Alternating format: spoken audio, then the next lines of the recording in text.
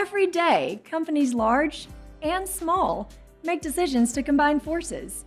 In fact, in 2017, more than 15,000 companies announced a merger or an acquisition. And it probably won't surprise you, but M&A activity spans all major industry sectors and nearly all geographies. For some, it's a strategy for growth. For others, it's a defensive move to survive as markets and business requirements change. Whatever the motivation, there are almost always impacts on retirement benefits. Think about it. Companies merge. They both have retirement plans. Now what? Well, the short answer is that it can be complicated as many factors need to be considered. And once the companies arrive at a course of action, there's much work to be done. While we won't get into the nitty-gritty of the issues here, there are a couple of important things every advisor needs to know to help start the conversation. After all, before we can consult on the right answers, we really need to focus on asking the right questions. So here goes.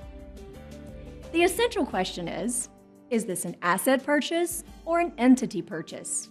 In other words, is the acquiring company buying the assets of the target company, or are they buying the entity itself?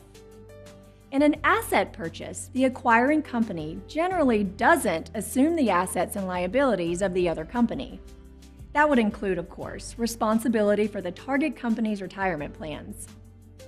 In an entity purchase, as you'd expect, the target company becomes part of the acquirer's organization.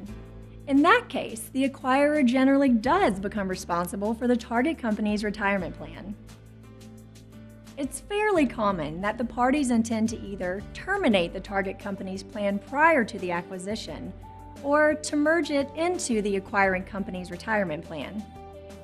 As in everything to do with mergers and acquisitions, the devil's in the details, because both parties have serious fiduciary and practical responsibilities to consider.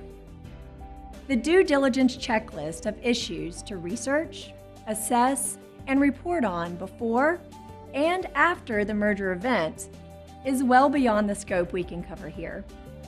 It includes primary areas of responsibility around assessing the target company's plan quality, especially to make sure it doesn't have operational or administrative issues that could trigger future audits.